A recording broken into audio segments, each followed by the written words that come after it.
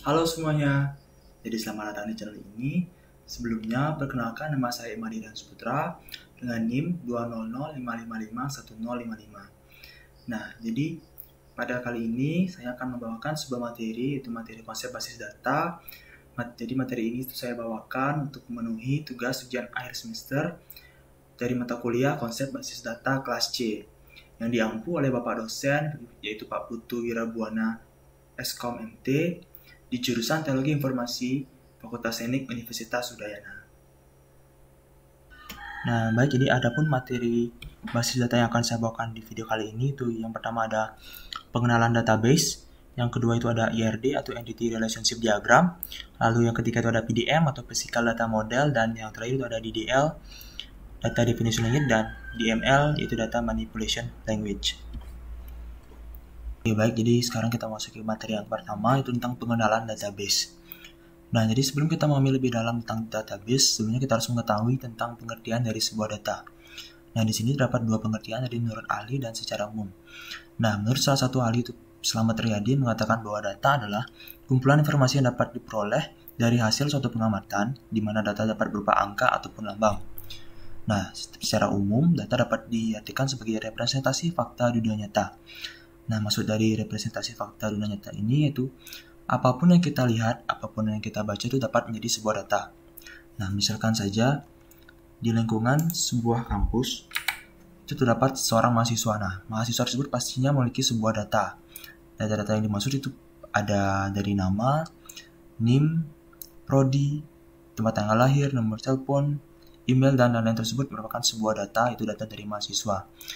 Nah, data-data tersebut pastinya akan saling berkaitan dan terhubung terhadap sesuatu. Nah, pada hal ini, data-data tersebut terhubung dengan seorang mahasiswa.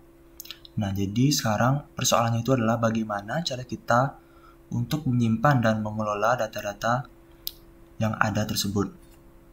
Nah, jadi pastinya kita sudah pernah melakukan penyimpanan dan pengolahan sebuah data secara sederhana.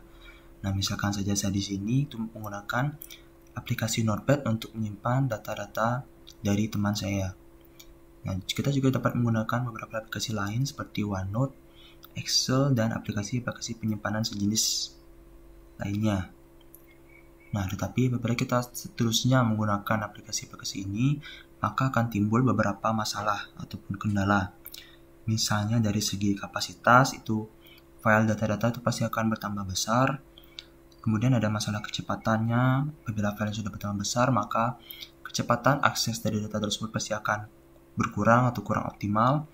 Lalu dari segi keamanan, itu siapa saja yang dapat mengakses data-data tersebut. Lalu ada duplikasi, itu misalkan terdapat data yang sama, misalkan dari namanya sama, itu jurusannya sama, dan lain sebagainya. Nah, jadi bagaimana solusi untuk memecahkan masalah-masalah tersebut? Nah, jadi solusinya itu adalah menggunakan DBMS atau Database Management System. Nah, DBMS itu adalah merupakan sebuah software yang dirancang khusus untuk mengelola sebuah database. Nah, jadi pengertian dari database itu adalah kumpulan fakta yang saling berhubungan, disimpan secara bersama sedemikian rupa dan tanpa pengulangan atau redundansi yang tidak perlu untuk memenuhi berbagai kebutuhan. Nah, jadi data-data yang ada itu dapat disimpan ke dalam sebuah database, dan beberapa database tersebut dapat dikelola oleh DBMS atau Database Management System. Nah, DBMS ini terdapat beberapa contoh software, itu diantaranya ada MySQL, PostgreSQL, MariaDB, MongoDB, dan Microsoft Access.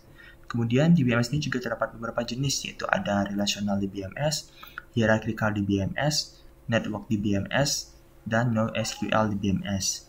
Nah, jadi kali ini itu yang akan kita pelajari itu jenis DBMS yang pertama, itu Relational DBMS.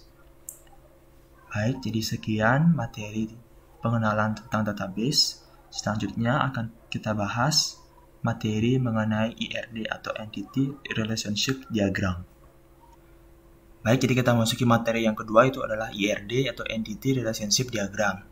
Nah, jadi pengertian dari sebuah IRD itu adalah, menurut para ahli dari Brady dan Lunam itu mengatakan bahwa Entity Relationship Diagram atau IRD merupakan teknik yang digunakan untuk memodelkan kebutuhan data dari suatu organisasi, biasanya oleh sistem analis dalam tahap analisis persyaratan proyek pengembangan sistem. Nah, dan secara umum, pengertian dari ERD itu adalah suatu model untuk menjelaskan hubungan antar data dalam basis data berdasarkan objek-objek dasar data yang mempunyai hubungan antar relasi. IRD untuk memodelkan struktur data dan hubungan antar data. Untuk menggambarkannya digunakan beberapa notasi dan juga simbol.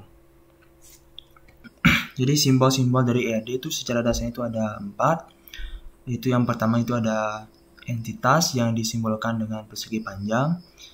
Itu berfungsi sebagai objek yang dapat dibedakan dari lainnya dalam dunia nyata. Nah, maksudnya itu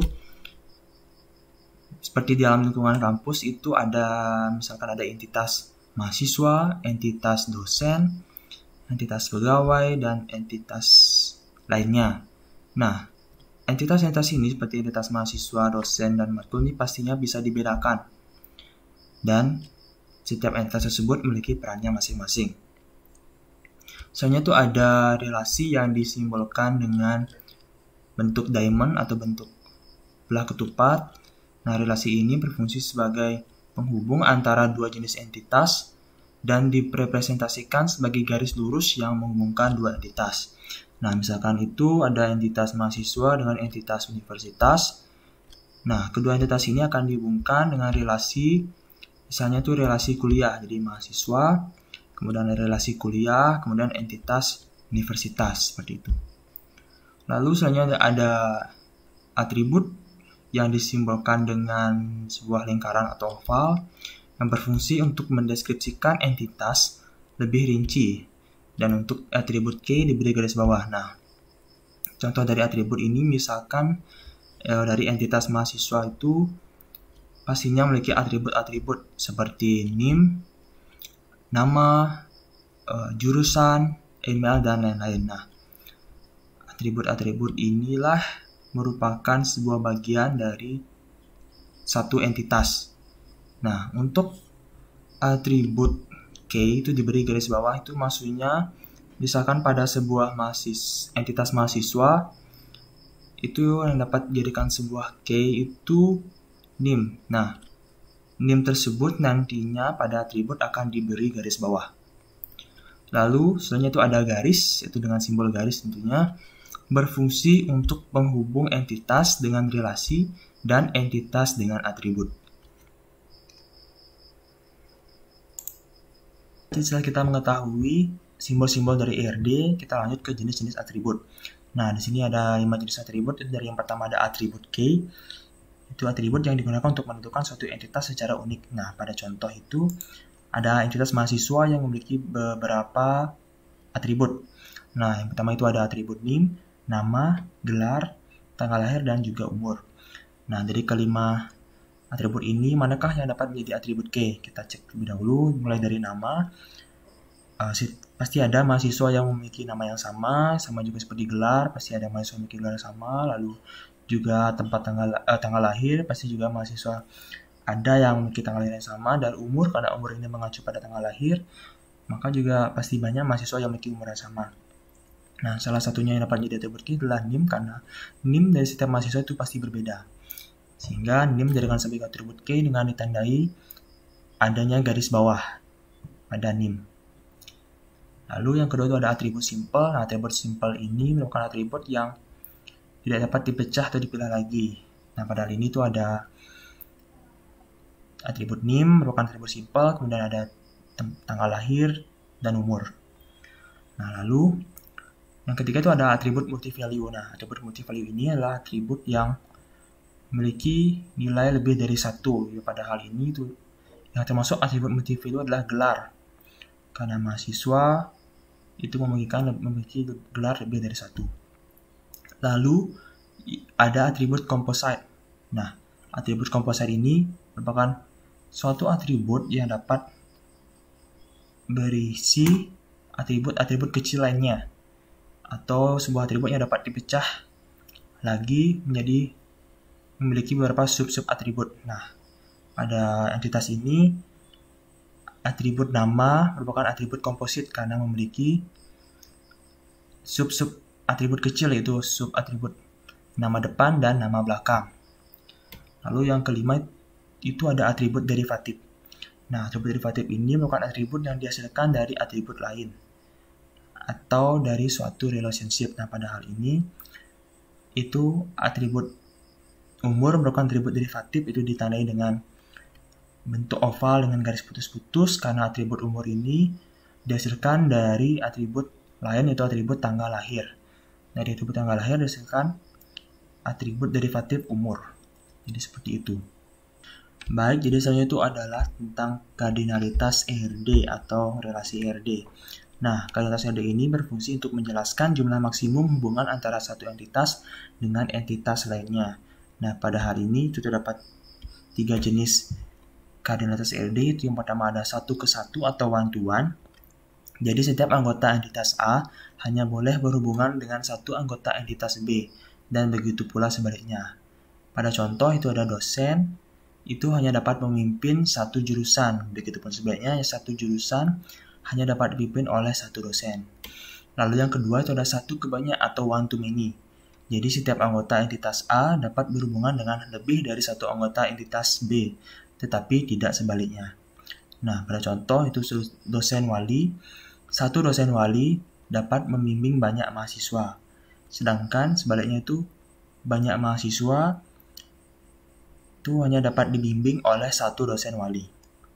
Lalu yang ketiga itu banyak ke banyak atau many to many. Nah, jadi setiap entitas A dapat berhubungan dengan banyak entitas pada himpunan entitas B, dan begitu pula sebaliknya. Beri contoh itu banyak mahasiswa dapat memiliki banyak mata kuliah, dan sebaliknya itu banyak mata kuliah itu dapat dimiliki oleh banyak mahasiswa.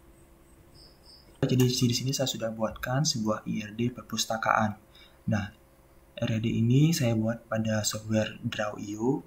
Nah, software ini dapat di-download di Google dan juga dapat digunakan secara online di browser masing-masing. Baik, jadi pada IRD perpustakaan ini terdapat beberapa entitas, itu dimulai dari entitas penerbit, supplier, buku, anggota, dan pegawai. Nah, setiap entitas ini memiliki beberapa atribut, dan juga di dalamnya terdapat atribut key. Nah, jadi setiap entitas itu memiliki satu atribut key. Nah, pada penerbit itu dapat atribut key ID penerbit, pada entitas supplier itu memiliki atribut key ID supplier, pada buku itu ID buku, pada anggota itu ID anggota, dan pada pegawai itu ID pegawai. Nah, setiap entitas ini saling berrelasi dan terhubung antar entitas.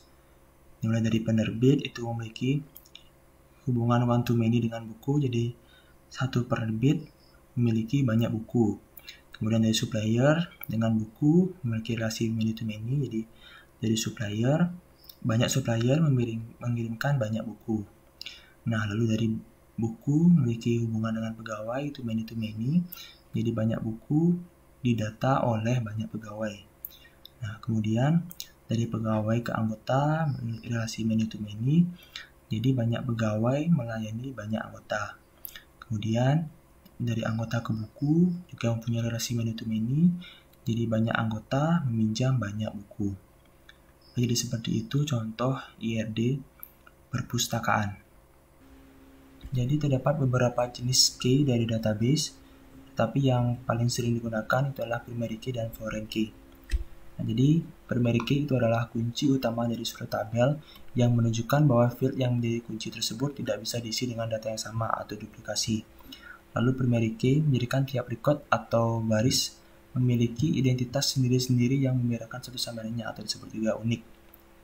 Nah, dan foreign key adalah suatu atribut pada tabel yang menunjukkan relasi atau hubungan ke tabel induknya. Nah, di sini sudah disiapkan beberapa tabel dari studi kasus perpustakaan. Nah, di sini ada tabel anggota, pegawai, penerbit, supplier, buku, peminjaman, detail peminjaman, pembayaran, detail pembayaran, dan denda. Nah, jadi setiap tabel di sini sudah memiliki primary key dan beberapa berisi foreign key. Seperti pada tabel anggota itu primary key-nya ID anggota, dan pada tabel anggota juga sudah terdapat data-data dari anggota. Dan pada tabel pegawai itu itu digunakan untuk menyimpan data-data pegawai, penerbit menyimpan data penerbit, supplier menyimpan data supplier, dan pada tabel buku menyimpan data buku. Nah, pada tabel buku di sini terdapat foreign key berupa ID penerbit. Nah, ID penerbit ini datang dari tabel penerbit, itu primary key ID penerbit. Misalkan kita cek itu ada ID penerbit 3, ID penerbit 3 pada tabel penerbit itu nama penerbitnya adalah Guna Bakti, berarti Guna Bakti merupakan penerbit dari buku dengan judul fisika, jenis bukunya pelajaran, jenis bukunya Rian Sutra, jumlah bukunya ada 31. Nah, misalkan yang kedua itu nama penerbitnya PT Untung, berarti PT Untung merupakan penerbit dari buku SBMPTN dan buku Mimpi. Nah, selanjutnya itu ada tabel peminjaman yang digunakan untuk menyimpan data peminjaman buku oleh anggota. Detail peminjaman untuk menyimpan data detail peminjaman buku oleh anggota, dan denda. Tabel denda ini digunakan untuk menyimpan data denda ketika anggota yang meminjam buku itu melewati tanggal harus kembali. Lalu ada tabel pembayaran. Tabel pembayaran ini digunakan untuk menyimpan data yang digunakan oleh perpustakaan ketika membeli buku dari supplier. Dan detail pembayaran ditambah untuk menyimpan data ketika membeli buku kepada supplier oleh perpustakaan. Nah, jadi kita coba implementasikan contoh peminjaman buku oleh anggota. Misalkan di sini ID peminjaman, itu ID primary key. Pada ID peminjaman di sini itu akan bertambah dengan sendirinya atau secara otomatis. Jadi setelah 1 itu ID peminjaman itu 2. Lalu ID anggotanya kita misalkan yang ingin meminjam buku itu adalah Zoko, berarti kita ID anggotanya 3. Lalu ada pegawai misalkan yang melayani Zoko itu adalah Mira, juga itu dengan ID pegawai 3, berarti kita ketik 3. Lalu tanggal pinjamnya itu kita misalkan tanggal 2 Desember 2020. Kemudian tanggal harus kembali itu setelah 1 bulannya tanggal 2 Januari 2021. Nah, pada detail pinjaman kita lanjutkan. Setelah 1 itu 2. Lalu ID peminjamannya kita cek itu 2. ID buku, nah ID buku yang Zoko pinjam itu adalah buku, misalkan di sini buku SBMPTN, berarti ID bukunya 2. Nah, jumlah pinjamnya itu misalkan dia meminjam 1 buku, dan tanggal kembalinya kita misalkan itu melebihi tanggal harus kembali. Kita misalkan di sini tanggal 3 Januari 2021. Nah, ketika tanggal kembali melewati tanggal harus kembali, maka maka data ini akan dimasukkan ke dalam data denda karena melewati batas harus kembali. Jadi ID denda karena sebelumnya belum ada denda, jadi kita mulai dari awal itu dari 1. Kemudian ada ID detail peminjaman itu 2. Nah, jumlah denda itu misalkan kita set ketika melewati atau melebihi 1 hari, maka akan dikenakan denda 5.000. Kita ketik 5.000. Kemudian ada alasan denda, misalkan di sini lupa. Jadi seperti itu contoh implementasi peminjaman buku oleh anggota. Kita lanjutkan ke implementasi pembayaran buku oleh perpustakaan kepada supplier. Kita lanjutkan di sini ID pembayarannya itu adalah 2. Kemudian ID supplier kita misalkan membeli ke EK, itu displaynya adalah 4. Dan ID pegawai yang menangani pembayaran itu misalkan di sini Mira, ID pegawainya adalah 3. Lalu tanggal pembelian misalkan tanggal 5 Desember 2020. Lalu jumlah pembelian bukunya itu misalkan 50. Dengan total harga itu 750.000. Lalu kita lanjut ke data pembayaran. Pada ID data pembayaran lanjut 2 dan ID pembayaran kita samakan dengan ID pembayaran pada tabel pembayaran itu adalah 2. Nama buku, sekarang nama buku yang kita beli itu adalah buku sulap.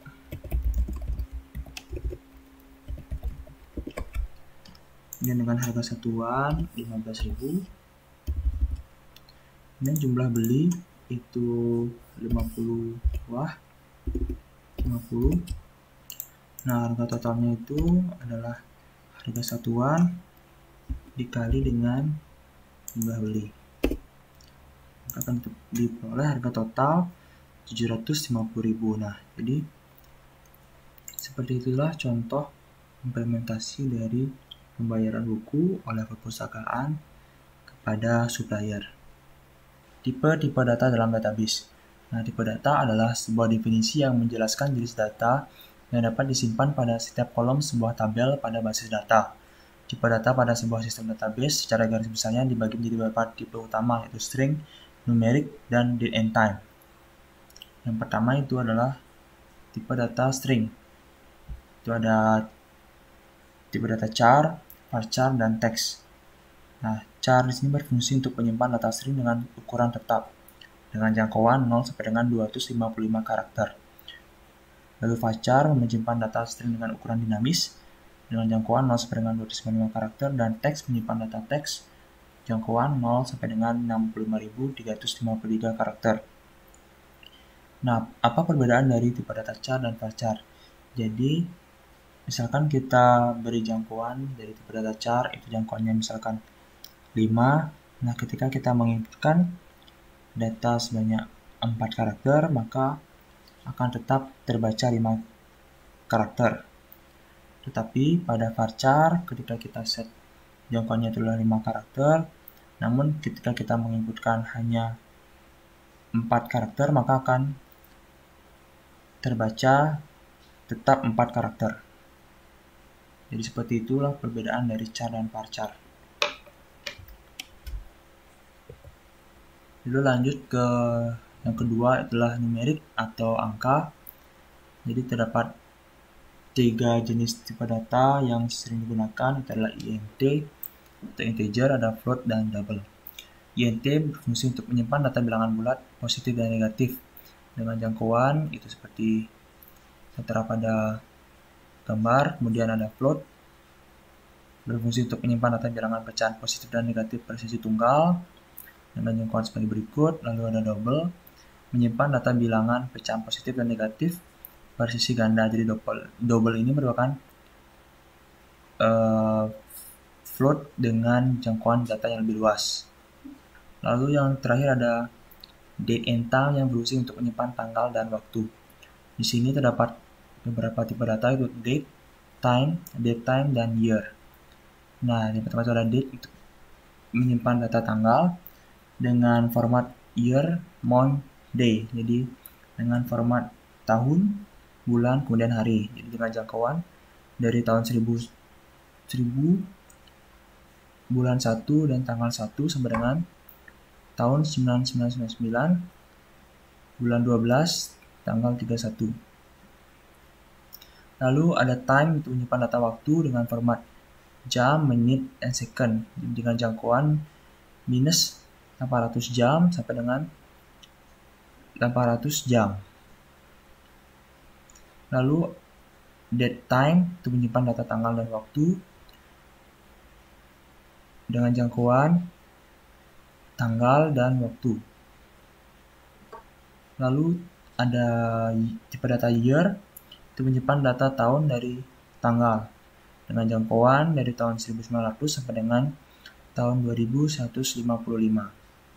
Jadi seperti itulah contoh tipe data dalam database.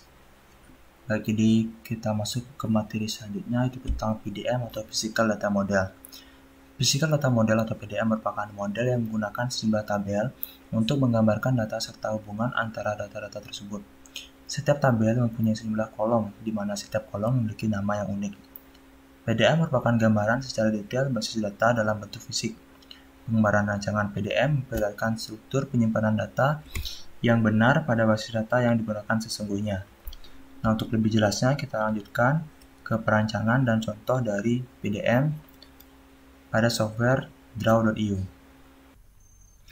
Nah, baik, jadi kita akan membuat sebuah PDM itu dengan menggunakan software Draw.io. Nah, di sini kita create new diagram. Kemudian kita pilih blank diagram, create. Nah, lalu di sini kita gunakan panel sebelah kiri di sini, pilih entity relation. Lalu kita pilih tabel yang pertama. Nah, jadi pada tabel di sini kita akan isikan contoh studi kasus perpustakaan. Jadi kita akan buat tabel anggota. Kita ubah namanya di sini jadi anggota. Kemudian primary key dari tabel anggota itu adalah ID anggota. Lalu kita langsung saja implementasikan tipe data itu dari primary key ID anggota ini, tipe datanya itu adalah integer. Lalu lanjut ke atribut selanjutnya atau field selanjutnya, itu kita gunakan ada nama anggota, tipe datanya varchar, lalu jangkauannya misalkan 50. Kita perbesar dulu tabelnya. Kemudian lanjut ada alamat anggota, tipe datanya di sini adalah varchar, jangkauannya 50 juga. Lalu ada nomor telepon anggota, tipe datanya adalah varchar, jangkauannya itu misalkan di sini 15 karena kita tahu bahwa nomor telepon itu tidak mungkin lebih dari 15 digit. Nah, ketika sudah selesai, maka lanjut pembuatan tabel yang selanjutnya gitu, dengan cara blok tabel anggota ini, kemudian kita tekan Ctrl, lalu kita geser tabel ini. Nah, maka akan otomatis mengcopy paste dari tabel anggota.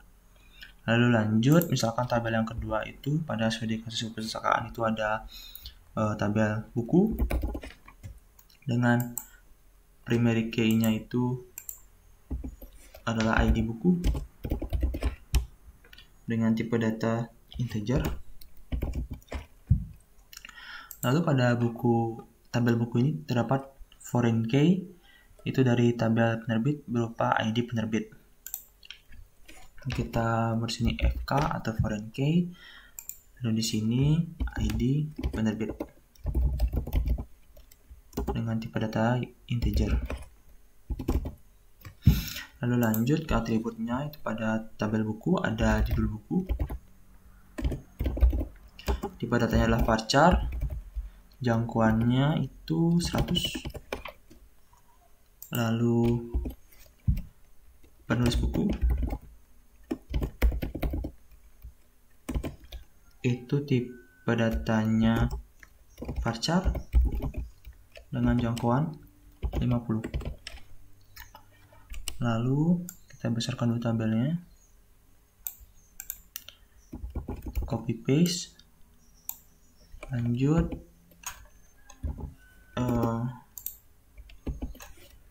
itu ada jenis buku,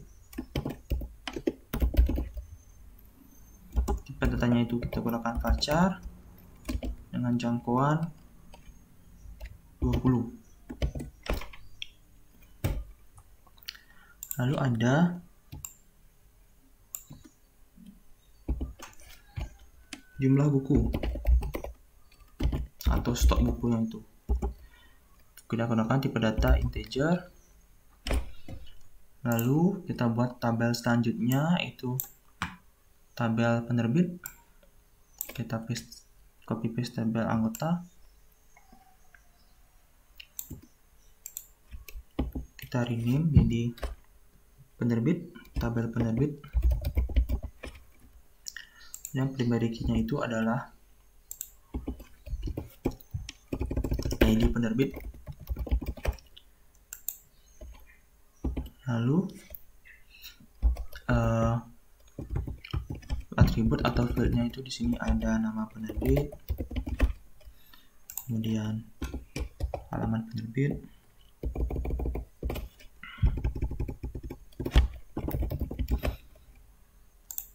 lalu nomor telepon penerbit.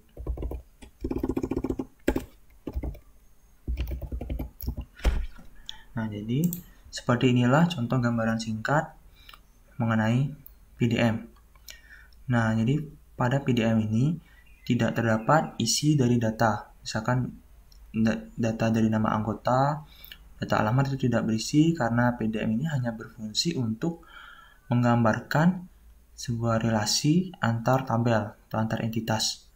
Jadi misalkan di sini saya buat sebuah relasi karena pada tabel buku terdapat foreign key ID penerbit, maka kita buat relasi dari tabel penerbit itu pada primary key ke foreign key.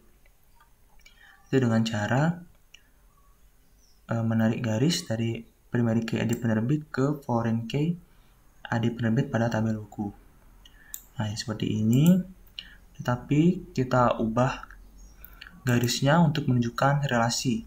Nah, karena di sini relasi dari penerbit ke buku itu adalah one to many. Jadi, satu penerbit dapat menerbitkan banyak buku.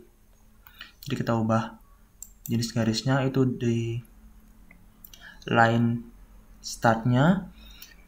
Kita klik line start, kita pilih yang menyimbolkan one, itu yang ini. Terus di line end-nya kita cari yang menyimbolkan many. Jadi yang ini cabang 3 itu menyimbolkan many. Nah, jadi terlihat itu bahwa relasi atau hubungan dari penerbit ke buku itulah one to many. Baik, untuk lebih lanjutnya akan saya buat PDM lengkap dari studi kasus perpustakaan. Beginilah contoh PDM perpustakaan. Di sini terdapat 11 jumlah tabel. Nah, pada tabel-tabel ini itu memiliki perannya masing-masing. Itu mulai dari tabel anggota, itu berfungsi untuk menyimpan data-data anggota. Di sini primary key-nya itu adalah ID anggota, tipe data integer, lalu nama anggota, tipe data varchar jangkauan 50, lalu alamat anggota, tipe data varchar jangkauan 50, dan nomor telepon anggota, tipe data varchar jangkauan 15. Nah, tabel anggota ini memiliki relasi dengan tabel peminjaman, yaitu relasinya adalah one to many. Jadi relasi one to many di sini yaitu anggota dapat melakukan banyak pinjaman. Nah, lalu lanjut ke tabel peminjaman, itu ada primary key ID peminjaman, tipe data integer, lalu foreign key ID pegawai integer, lalu foreign key ID anggota tipe data integer, tanggal pinjam tipe data date atau tanggal, lalu tanggal harus kembali tipe data date. Nah, tabel peminjaman ini berfungsi untuk menyimpan data peminjaman yang dilakukan oleh anggota. Lalu ada detail peminjaman. Jadi tabel peminjaman di sini memiliki relasi dengan detail peminjaman, yaitu one to many. Nah, pada detail peminjaman ini terdapat primary key yaitu ID detail peminjaman tipe data integer, lalu foreign key ID peminjaman integer, dan foreign key ID buku integer, kemudian ada jumlah pinjam integer dan tanggal kembali date. Lalu ada denda. Nah, denda ini berfungsi untuk menyimpan data dari anggota yang melakukan peminjaman buku, namun ketika mengembalikan buku itu melebihi tanggal harus kembali. Nah, data tersebut dicatat pada tabel denda ini. Pada tabel denda ini terdapat primary key yaitu ID denda, tipe data integer, kemudian ada foreign key ID detail peminjaman integer, jumlah denda itu tipe datanya float, kemudian ada alasan denda varchar jangkauan 50. Nah, lalu di sini ada tabel penerbit yang berfungsi untuk menyimpan data-data penerbit berisi primary key ID penerbit, kemudian nama penerbit, tipe data varchar jangkauan 50, alamat penerbit varchar jangkauan 50, dan nomor telepon penerbit kepada data varchar jangkauan 15. Nah, penerbit ini memiliki relasi ke buku, itu one to many. Jadi satu penerbit dapat menerbitkan banyak buku atau memiliki banyak buku. Nah, pada tabel buku ini terdapat primary key, itu ID buku berupa integer, dan foreign key dari ID penerbit, yaitu ID penerbit bertipe data integer, lalu ada judul buku, tipe data varchar jangkauan 100, terus buku varchar jangkauan 50, jenis buku varchar jangkauan 20, dan jumlah buku bertipe data integer. Lalu terdapat tabel pegawai. Tabel pegawai ini berfungsi untuk menyimpan data-data pegawai yang isinya itu ada primary key, itu ada ID pegawai integer, kemudian foreign key-nya itu ID jabatan, tipe data integer, lalu nama pegawai varchar 50, alamat pegawai varchar jangkauan 50, dan nomor telepon pegawai varchar jangkauan 15. Nah, pegawai ini mempunyai relasi dengan peminjaman yaitu one to many. Jadi pegawai itu menangani banyak peminjaman yang dilakukan oleh anggota.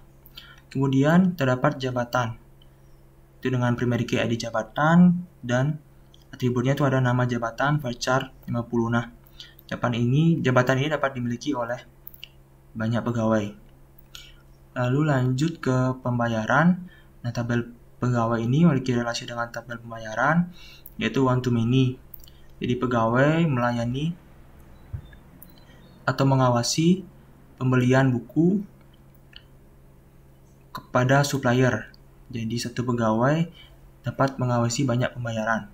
Nah, pada tabel pembayaran ini terdapat primary key, itu ID pembayaran, tipe-tipe data integer, kemudian foreign key, itu ID pegawai integer, lalu foreign key, ID supplier integer, kemudian tanggal pembelian, tipe data date, jumlah pembelian integer, total harga float. Nah, pembayaran ini berrelasi dengan detail pembayaran. Detail pembayaran ini berfungsi untuk menyimpan detail-detail transaksi pembayaran yang dilakukan oleh perpustakaan kepada supplier ketika membeli buku. Nah, pada detail pembayaran ini, tabelnya berisi primary key, itu ID detail pembayaran bertipe data integer, lalu foreign key, itu ID pembayaran integer, kemudian atributnya ada nama buku, varchar jangkauan 100, ada harga satuan float, kemudian jumlah beli integer, dan harga total tipe datanya float. Nah, dan terakhir di sini ada supplier yang berfungsi untuk menyuplai buku ke perpustakaan, jadi memiliki relasi one to many dengan pembayaran, karena satu supplier dapat melakukan banyak transaksi. Jadi pada tabel supplier ini terdapat primary key, itu ID supplier bertipe data integer, kemudian ada nama supplier, tipe data varchar jangkauan 50, alamat supplier varchar 50, kemudian nomor telepon supplier varchar 15. Nah, jadi begitulah contoh dari PDM perpustakaan. Baik, jadi kita lanjut ke materi berikutnya tentang DDL dan DML. Jadi DDL atau Data Definition Language itu merupakan bahasa atau perintah pada SQL yang digunakan untuk mendefinisikan data seperti menulis, menghapus, dan mengatur atau mengubah data. Nah, perintah-perintah yang ada pada kompiler DDL itu ada create, drop, dan alter. Nah, create di sini berfungsi untuk membuat database, table, view, dan index. Lalu alter berfungsi untuk mengubah struktur tabel yang telah dibuat. Lalu drop digunakan untuk menghapus database, menghapus table, dan menghapus kolom. Lalu DML atau Data Manipulation Language adalah salah satu bentuk query yang digunakan dalam MySQL dengan tujuan untuk memanipulasi data yang terdapat dalam tabel suatu database. Nah, DML di sini memiliki beberapa perintah, itu diantaranya ada insert yang berfungsi untuk menyisipkan data baru pada suatu tabel, lalu ada update yang berfungsi untuk mengubah data yang ada pada suatu tabel, delete untuk menghapus data yang sudah ada pada tabel, dan select untuk mengambil data dari suatu tabel. Nah, di sini juga ada perintah-perintah lainnya seperti query aggregation yang isinya itu ada min dan max, dan ada average atau rata-rata, kemudian ada sum, ada count, dan ada group by. Dan ada join, itu ada inner join, left join, dan right join. Lanjut ke nested query, itu nested query dalam query SQL lain dan tertanam dalam klausa where. Jadi message query itu adalah query dalam query SQL lain dan tertanam dalam klausa where. Jadi subqueries dapat digunakan dengan perintah select, insert, update, delete bersamaan dengan operator-operator seperti sama dengan, kurang dari, lebih dari, kurang dari sama dengan, lebih dari sama dengan, in, between, dan lain-lain. Baik, jadi untuk lebih jelasnya kita lanjutkan langsung dengan menggunakan software untuk lebih jelasnya. Nah, di sini saya menggunakan software Exam dan SQL Yoke. Jadi kedua software tersebut dapat kita download di Google. Jadi kita buka dulu Exam. Lalu di sini kita jalankan atau kita start di Apache dan MySQL. Ketika sudah berjalan, kita minimize, lalu kita buka SQL Yoke. Nah, setelah terbuka SQL Yoke, langkah selanjutnya kita praktekkan penggunaan DDL dan DML. Saya akan menjelaskan dari DDL itu ada perintah create, alter, dan drop. Yang pertama kita harus membuat sebuah database dengan perintah create database. Misalkan nama databasenya itu adalah perpustakaan. Koma, lalu misalkan kita run, kita blok dulu, lalu kita run. Nah, maka ada satu sukses. Ketika kita refresh di sini, maka akan ada database perpustakaan. Nah, apabila kita ingin menghapus database ini, dapat menggunakan perintah drop database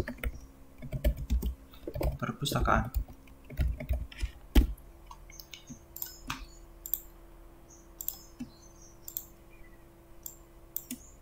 Kita run.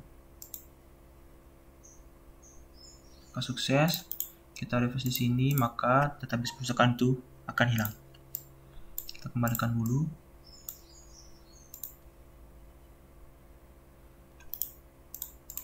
Nah, database perpustakaan. Baik, jadi kita lanjut untuk membuat tabel. Itu sebelumnya kita pilih dulu database mana yang kita gunakan dengan perintah use. Database yang kita gunakan itu database perpustakaan. Lalu kita run, maka kita sudah berhasil menggunakan database perpustakaan.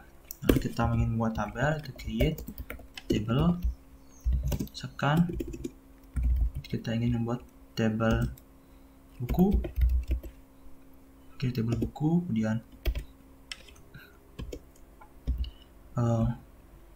kurung buka, lalu kita isi dengan kolom yang ingin kita isi. Misalkan itu ada ID buku dengan tipe data integer, lalu not null. Nah, maksud dari not null ini itu artinya pada kolom ID buku ini tidak boleh kosong. Lalu ID buku merupakan primary key dan akan diimplementasikan auto increment. Nah, auto increment ini merupakan sebuah perintah dimana ketika ID bukunya tidak diisikan, maka akan auto terisi dan juga bertambah dengan sendirinya. Lalu kita lanjut ke kolom berikutnya, itu judul buku. Tipe datanya itu adalah varchar dengan jangkauan 200, not null. Lalu ada jenis buku, varchar juga, jangkauannya itu 50, not null.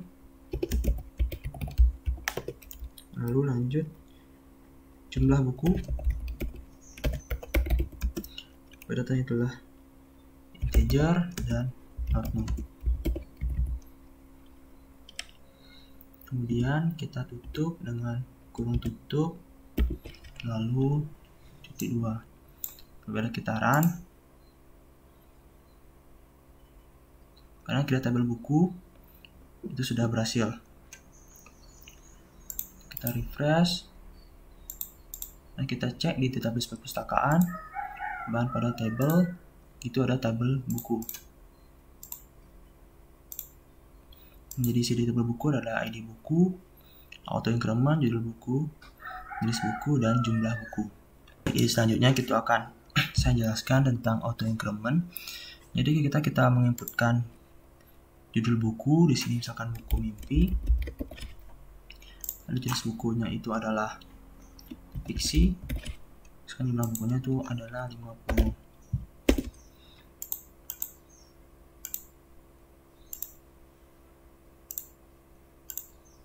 Maka akan otomatis di sini itu tertuliskan 1. Nah, ketika kita inputkan buku lagi, misalkan buku SBMPTN, kemudian jenis bukunya itu adalah pelajaran, lalu jumlah bukunya itu misalkan di sini 30.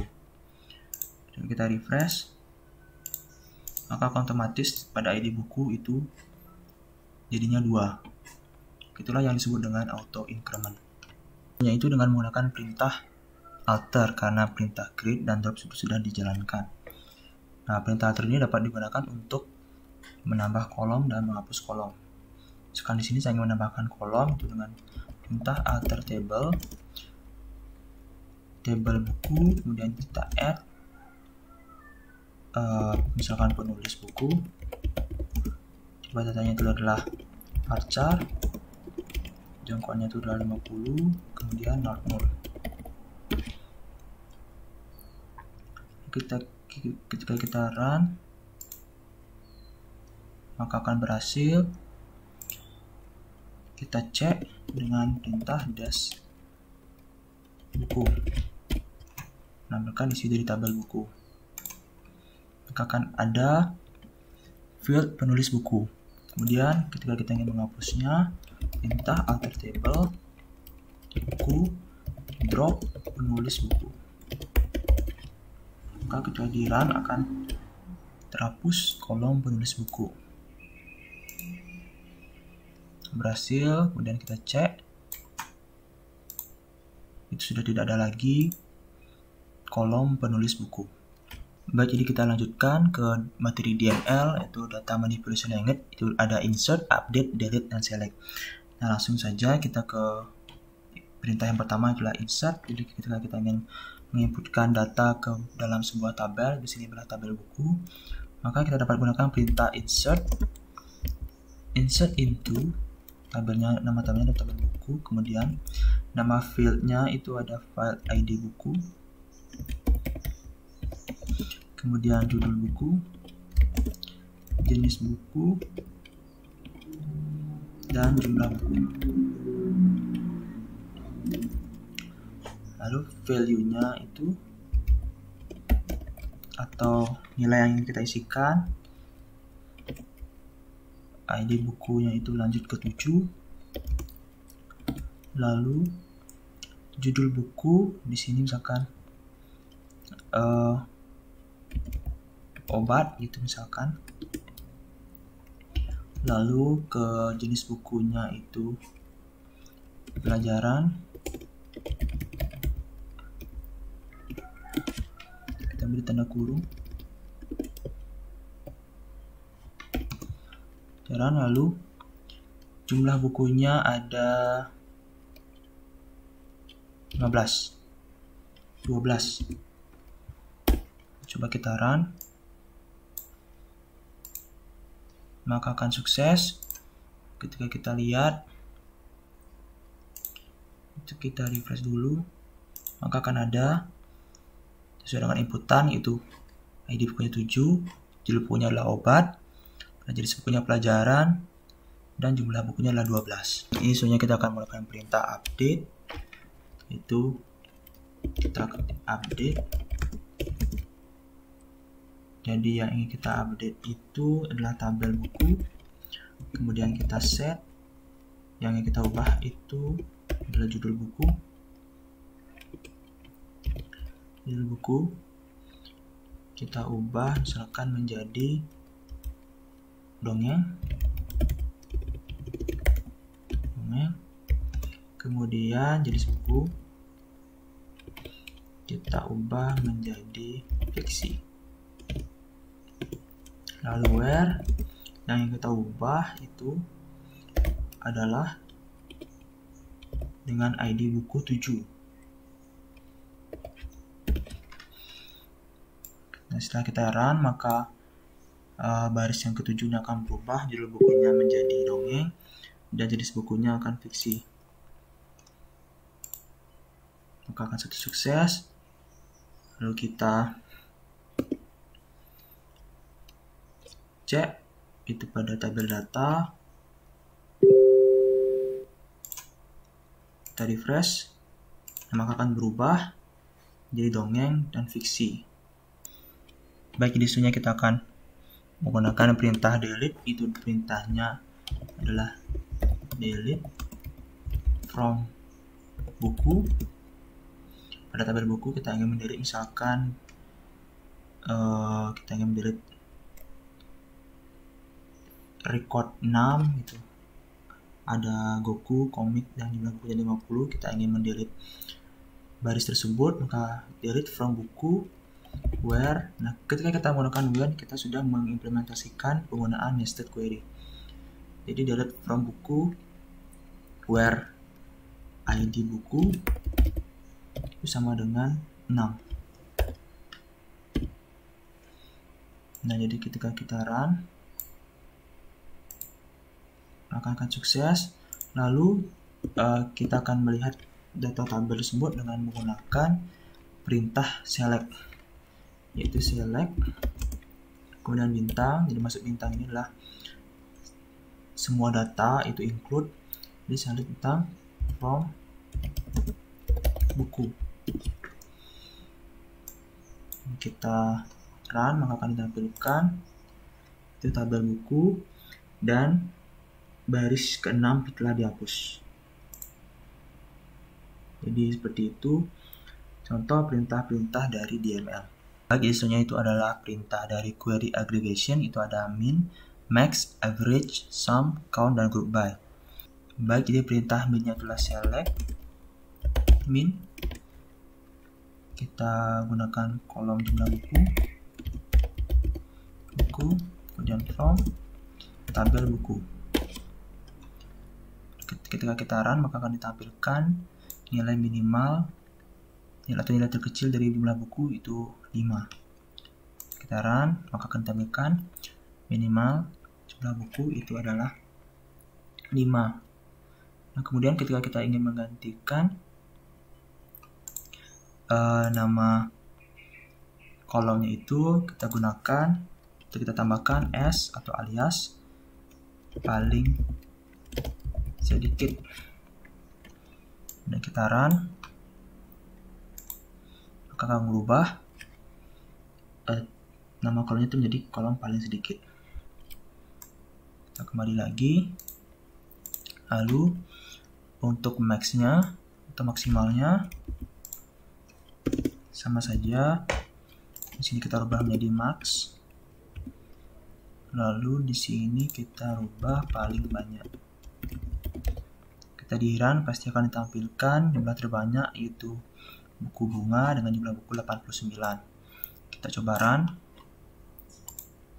akan ditampilkan jumlah terbanyak itulah 89.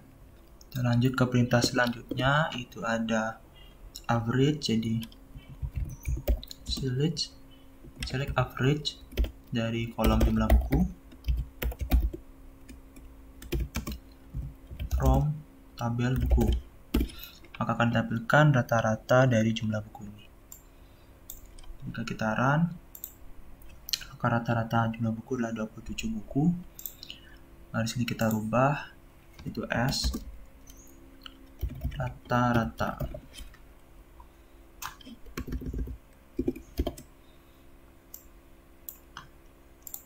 Kemudian akan ditampilkan rata-rata dari jumlah buku. Lalu kembali dulu kita ke perintah selanjutnya, itu ada sum. Di select average, maksud saya sum, lalu jumlah buku kita aliaskan total buku, kemudian from tabel buku. Nah, jadi sum ini akan menampilkan total jumlah buku keseluruhan, dan tabel kolomnya itu akan dialaskan menjadi total buku. Kita run, akan ditampilkan total jumlah buku semua adalah 167 buku.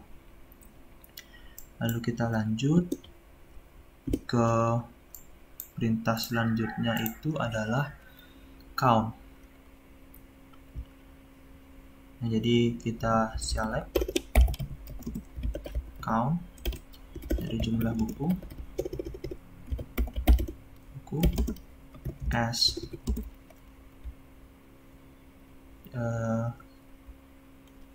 banyak buku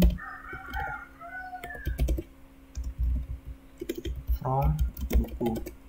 Nah, jadi sini akan ditampilkan jumlah jenis buku yang ada, dialiaskan menjadi banyak buku. Jadi sini kan ada total ada 6 buku, maka ketika di run akan ditampilkan banyak buku itu adalah 6. Nah, seperti itu. Baik, selanjutnya itu adalah contoh dari group by. Kita select count ID buku,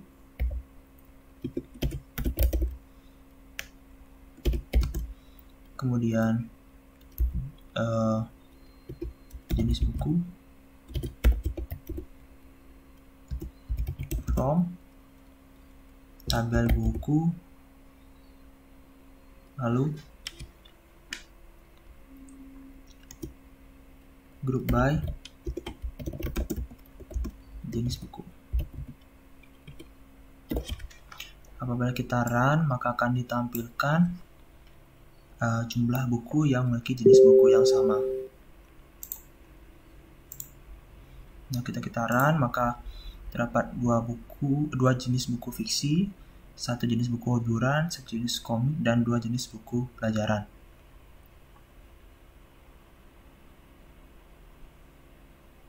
Jadi seperti itu contoh dari query aggregation. Baik, jadi selanjutnya adalah pembahasan tentang join. Jadi terdapat 3 join, itu ada inner join, left join, dan right join.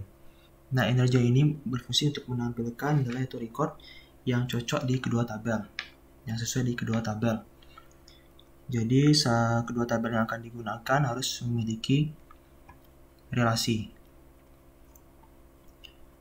Sini kita cek dulu, ada tabel peminjaman, ada tabel anggota, dan tabel pegawai.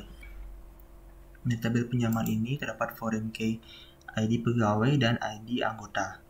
Nah, baik, di sini saya akan melakukan inner join dari tabel pegawai dan tabel peminjaman. Nah, pada tabel pinjaman ini terdapat 2 ID pegawai, itu ID pegawai 1 dan 2. Nah, nanti ketika ada lakukan inner join, maka akan hanya ditampilkan 2 ID pegawai. Baik, jadi perintahnya itulah select semua data from tabel pegawai,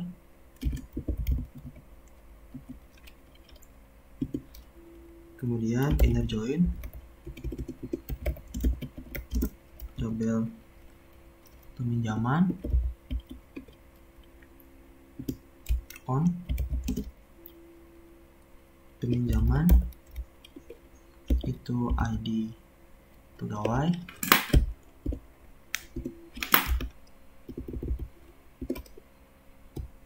sama dengan tabel pegawai ID pegawai.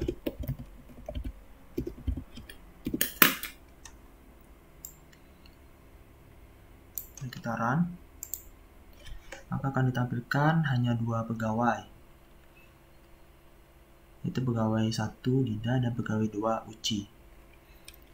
Jadi begitu contoh dari inner join. Nah, baik, jadi selanjutnya itu adalah left join. Nah, jadi left join ini dilakukan untuk menampilkan kedua data dari sebuah tabel, tetapi data dari tabel pertama itu ditampilkan semuanya. Jadi misalkan pada tabel ini, itu pada tabel peminjaman. Pada tabel peminjaman itu yang melakukan transaksi peminjaman itu hanya 2 orang pegawai, atau yang melayani peminjaman itu hanya 2 orang pegawai.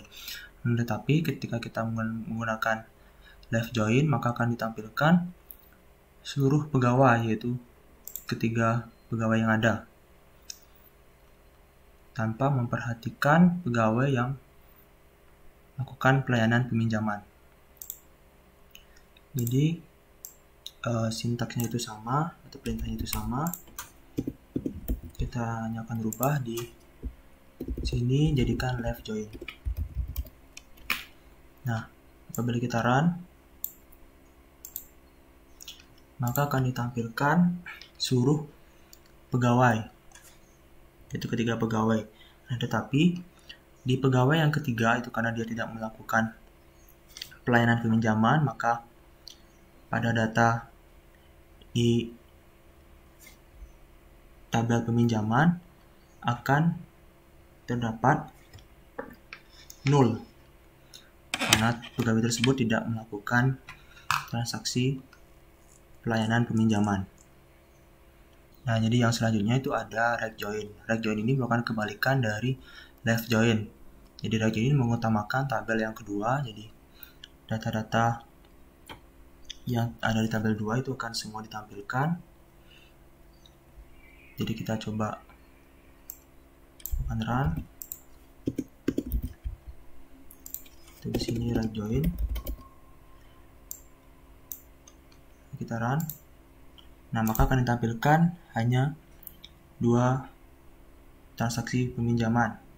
Karena memang pada tabel peminjaman itu hanya terdapat 2 data, yaitu data 1 dan data 2.